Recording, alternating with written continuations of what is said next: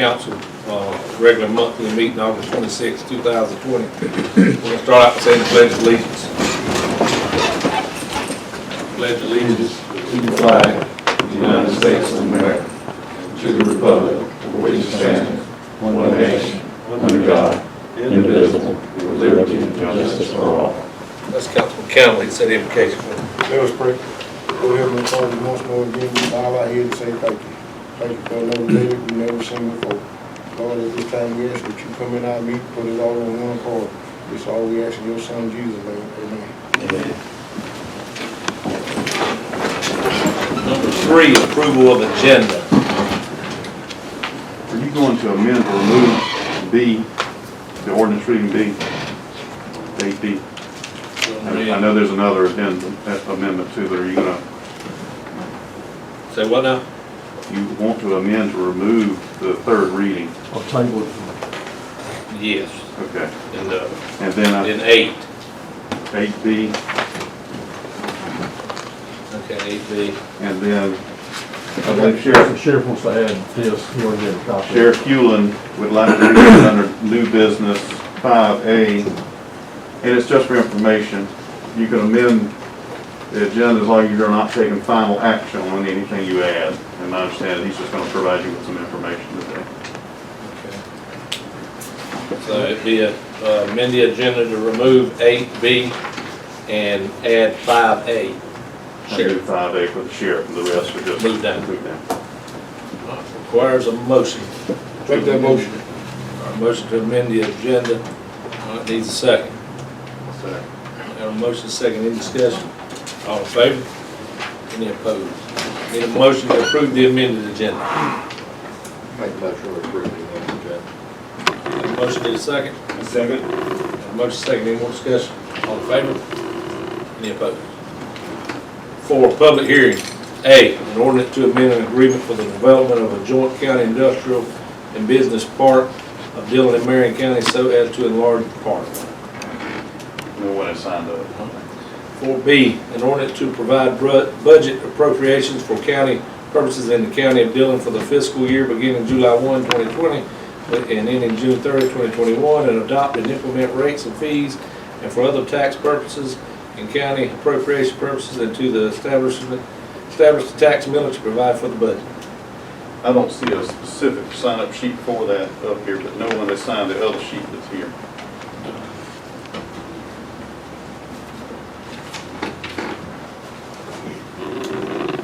Now, just to be clear, if you don't mind me asking, this is saying that to approve the 4 mills that we, This is just a public hearing. This is a public hearing. Public hearing, if anybody was going to speak. I wanted to see, I came back here yesterday and gave my name. I didn't know I was supposed to sign. I would love to. I'd love to speak, yeah. All right. Go right there. You get 3 minutes, Miss Grace. Okay, thank you. You're welcome. Thank you for allowing me to come to speak today. I just wanted to speak briefly about the proposed budget. And I have some concerns as a concerned citizen in the crime rate that's in the county, that the budget for the sheriff's office, the detention center, is being decreased. And I wanted to see if you all could not do that. We all know what the crime rate is like in this county. And if you're satisfied with the crime rate, I can see why you would want to decrease it. But if you're not satisfied with the crime rate that's going on in Dillon County, I suggest that we not only not cut it, but increase the budget for the sheriff and the detention center. And I think there were several of you up here that's been in law enforcement before. So you know what it takes to combat crime in this county. And one of the other things that I wanted to mention is the crime in the county pretty much gives the outcome for everything else. Industries, jobs coming into the county, schools, recreation, everything is contingent upon the state of our county and the crime. And I am not pleased with what is going on in our county. And I ask that county council, the administrator, that you all not take funds away from that budget. We need those funds to implement not only the programs that are in place, but new programs, innovative ways to combat crime in this county. So again, I plead to you, do not cut that budget. There's some other areas that you probably can consider. I'm not gonna tell you all what to do, but as a taxpayer, I recommend that you perhaps look into some other areas, like the school resource officer. We all know that school has been delayed, and we probably won't go back to school until the beginning of the year, and you increase that budget. So if you could take a look at the other line items and see what can be done to prevent the budget for the sheriff's office and the detention center from being cut. Okay? And I'm speaking on behalf of a group, there's about 30 of us that are really out there being visible in the community, trying to put things in place and you know, mentor some other leaders to do some things in the community that, to get our kids engaged in constructive activities. So we can't do it alone. We need your help. We need you all to help us. Again, if you're satisfied with the crime rate, then I can see why you couldn't. But I'm not. We have several unsolved cases. I think both candidates for sheriff have proposed some excellent ideas to combat crime, and they can't do it if you're gonna decrease the budget. It's just plain and simple as that. Be fair to the taxpayers, be fair. I wanna live in a safer county, safer neighborhood. Dillon County, we want Dillon County to be the place where people wanna come to live, work, and vacation. And we can't do it if we're not gonna combat crime, if we're gonna cut the budget in those areas. Thank you. Thank you. All right. 5B, or excuse me, 5A, new business, sheriff. Thank you, Mr. Chairman, council members, all present. I have some information in reference to this year's proposed Justice Assistant Grant. We call it the JAG grant. This has not been awarded yet, but we have to write and show how we're going to spend the monies that we have been indicated we will get. It's indicated that we will get $10,730. And I have a list before you of how that will be spent. When I first come to the sheriff's office, these monies would amount to over 25, sometimes more, and $25,000, and we would try to purchase a vehicle, add some money to it so we could purchase a vehicle with that money. But it's down, comes down every year. Now we're down to $10,730. But basically, you'll see we are asking for equipment by the way of spending this grant, equipment to equip our new cars as they come in. Most of it, we do have some flashlights, cameras, taser batteries, and some taser cartridges on there. But the big items are the sirens, the speakers, the brackets that go along. We requested 3 cages. Those are the cages that go behind the front seat to make the car safe when officers transporting prisoners or people to the other facilities under the state from the hospital. And you'll notice the push bumpers, we have 2 of those requested. That's what we put on the front of our new vehicles as they come in and a wrap around. We have a lot of issues with deer. They break a headlight. A headlight now, one of these new vehicles is $900 to $1,200 sometimes. So we're trying our best to save every way we can and equip these cars to be as safe as possible. But that's all I have. Any questions? Thanks, sir. Thank you. 5B, SCDOT agreement. Yeah, Mr. Chairman, this is the agreement we normally pass with DOT. It just, DOT requires us to see if we would work with them should there be a disaster of some level or another. We would work with them to help keep the streets open so that our citizens can do that. And I would recommend council approve this because DOT and us work very well together in getting the streets cleared as quick as we can after a disaster of some type. Requires a motion. Make that motion. Got a motion, need a second? Got a motion, second, any discussion? All in favor? Any opposed? 5C, PD Regional Council of Governments. Yeah, Mr. Chairman, I've asked Lisa Credit with the PD Council of Governments, used to be colleagues back in the day, but Lisa and I have worked together for a long time, and we actually used to work together when I was at the PD Regional Council of Governments doing grants, and she was one of my counterparts. We worked together, and but I asked her to come in to give us a little update because I know council had talked about some potential funding programs and grants that may be available out there that we can take advantage of. So I figured we'd have Lindsay come and explain this, and she can kind of give you all background on what we need to do to qualify. So thank y'all for letting me come speak.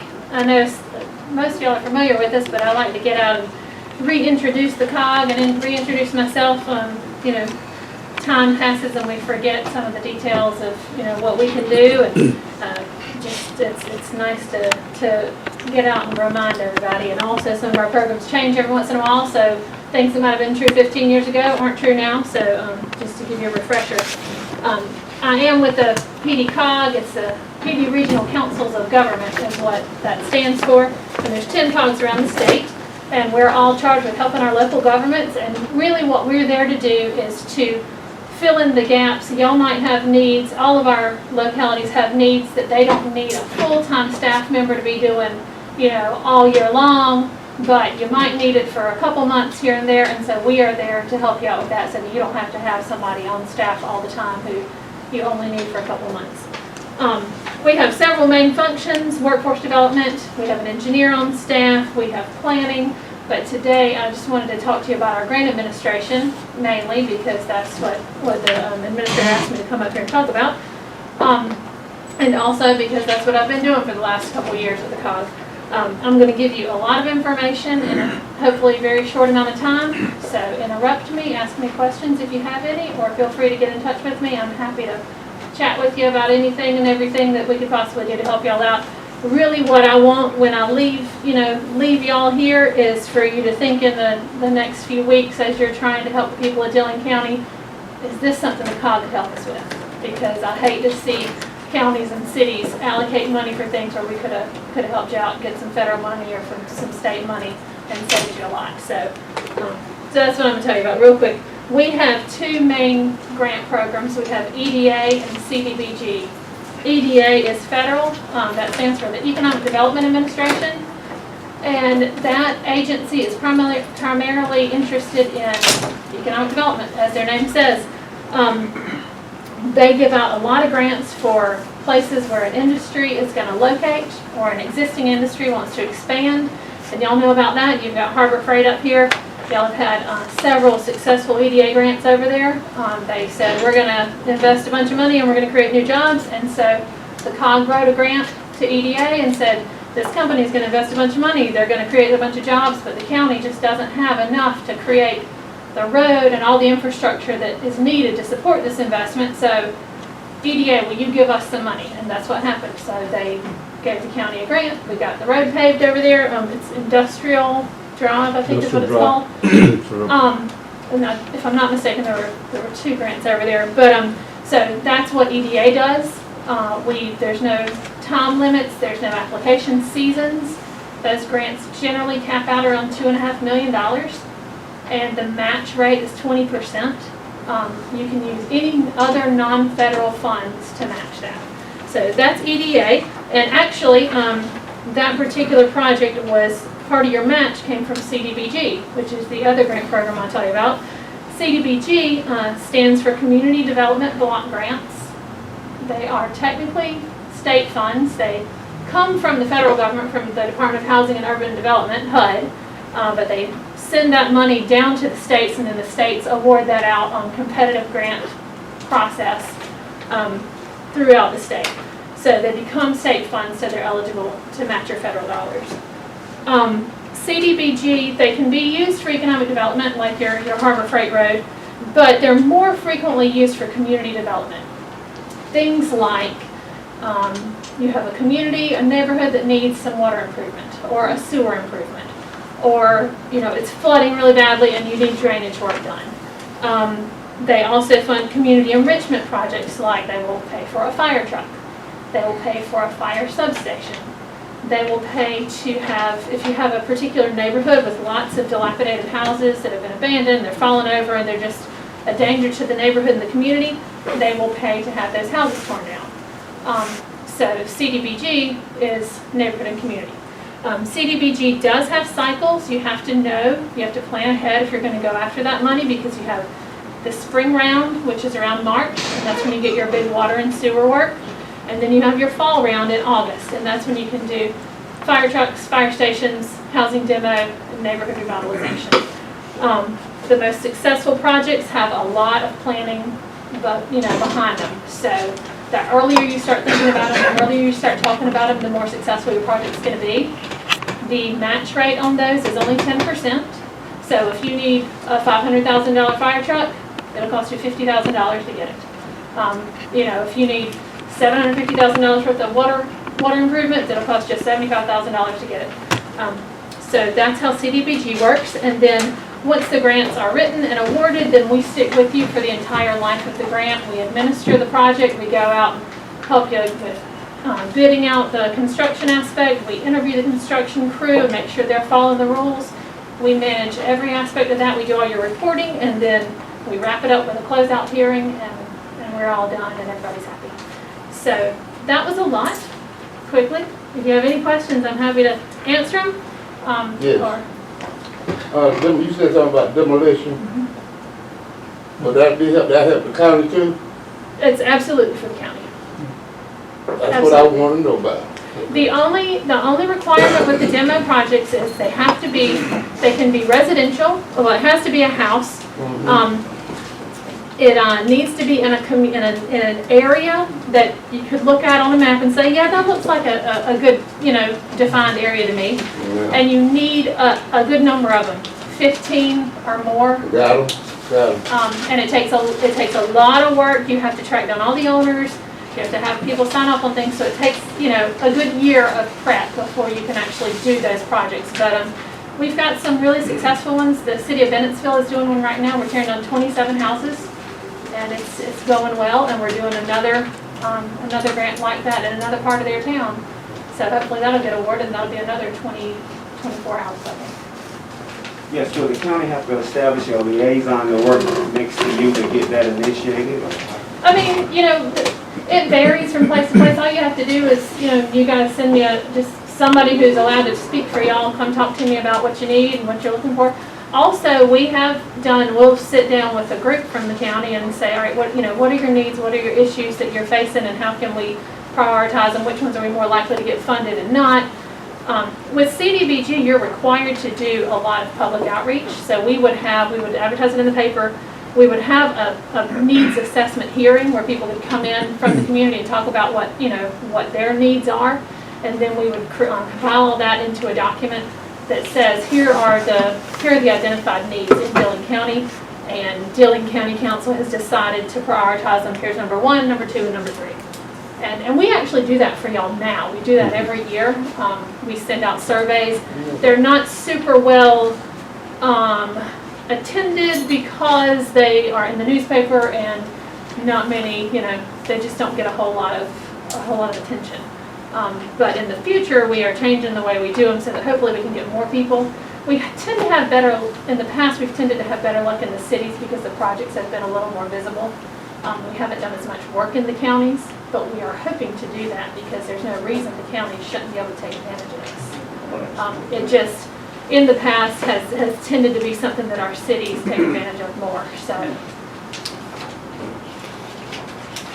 Yeah, Mr. Chairman, we are, with Lindsay's help, we got CDBG out there with Project Craft, or Hooper, manufacturing, and RA grant working through them too. We've got 2 EDA grants kind of going on, sewer, water and sewer study doing by Dillon County, and a port storage study doing in Dillon County. But I asked Lindsay to come because I know some of y'all have had concerns about some housing and stuff like that, and water and sewer projects and economic development projects. And Lindsay's crowd, used to work in everything. But I think that they're a good group to work with, and I think there's some things that we need to look at seeing we can participate with. And there's funds available that I think we could be. I think we can get them. I think we would qualify because based on the low to moderate income numbers that you would have to qualify for grants, I think we would Right, I easily. didn't mention that. You do have to, so the project has to benefit at least 51% of the people who are going to benefit from the project have to be considered low moderate income. And we have a list of, what that means. It varies from county to county, but Dillon County across the board is 51% low moderate income. Right. So, that's not going to be something that's difficult for us to find an area that will qualify, but we do have to actually do door-to-door surveys. So for every person who's going to benefit from a specific project, we have to have a survey showing we, at least attempted to knock on their door and ask them some basic questions: how many people live in your house, how many children, anybody disabled, is your annual income under X number of dollars? And we compile that and send that up with the grant. So if it's, if 51% of the people are not low moderate income, then it does not qualify for the project. You all handle that yourself, and not the county, you all handle that? It depends on the size of the project. So if it's, this is moving out of the county into the city, but in the city on Pine Street, we're doing a sidewalk. That's it. That's city, but that was a small area. And so we were able to, between myself and I have one staff member and a couple people from the city, there was about 4 or 5 of us, and we did it as a group. We went door to door and also had a few, we had a church or two involved to try to help us get participation. But if it's a really large area, for example, if we're doing a fire truck, that can be, 1,000 people or more.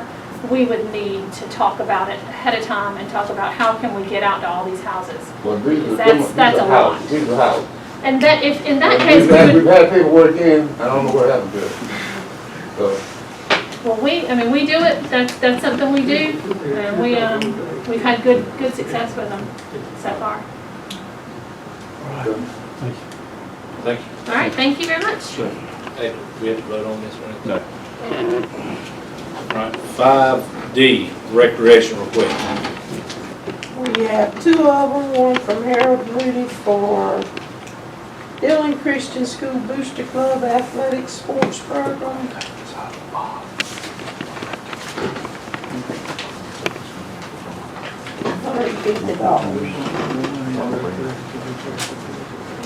And Steve Grice has one for Little Piggy Shrine Club Golf Invitational for $100. That's it. we don't have nothing on it. Well, we run on continue. Requires a motion. Make a motion, we do it. Got a motion, need a second? Motion and a second, any discussion? All in favor? Any opposed? 6, old business, A, Danny Holder, hardware and software upgrade. Yeah, Mr. Chairman, it was this year, we talked about this a number of different times. Finally, Danny and I got together on it, and I talked to Brandon Norris, who's our bond attorney we're looking at too. Danny is, I know he's come to talk to y'all a couple times about getting the servers upgraded at the courthouse for finance and for the sheriff's department, which we needed to do that, as quickly as possible. We did get 3 USDA grants for all 3 of them. One was for the courthouse was $49,700, the finance was $49,600, and then the sheriff's department was $49,400. And then that left us a balance $213,918.69. And I was going to recommend that we take this out of the bond that we're getting ready to approve for $1.2 million. So if that's, you pass the continued upon approving the bond, is that what it is? Right. The motion would be contingent upon approval of the bond before we purchase it. So need a motion contingent upon getting the bond. I'll make that motion. Got a motion, need a second.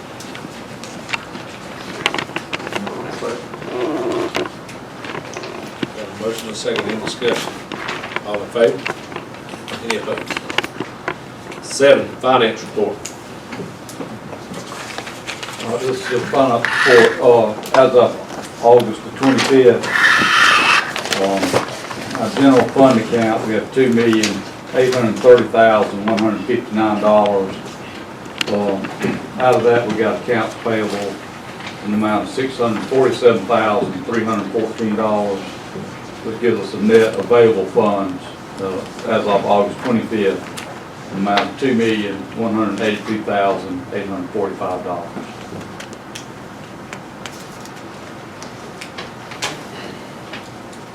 Question?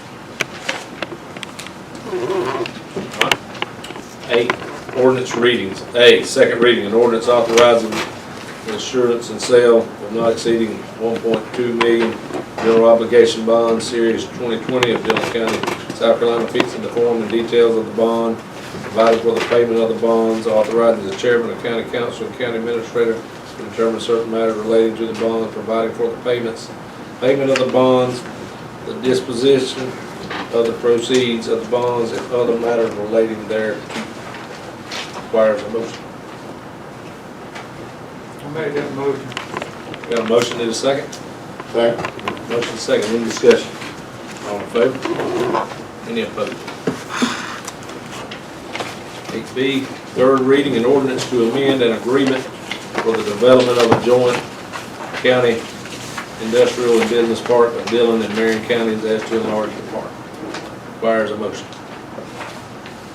Make that motion. Got a motion, need a second? Second. Motion is second, any more discussion? All in favor?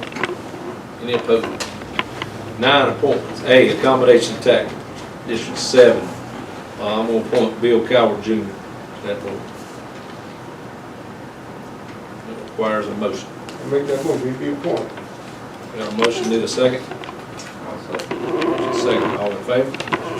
Any opposed? 10, executive session, contractual matter, Dillon Furniture. Make that Requires a motion. motion. We're going to executive session. Motion, need a second. Motion is second. All in favor? Any opposed? All right, we will now go into executive session.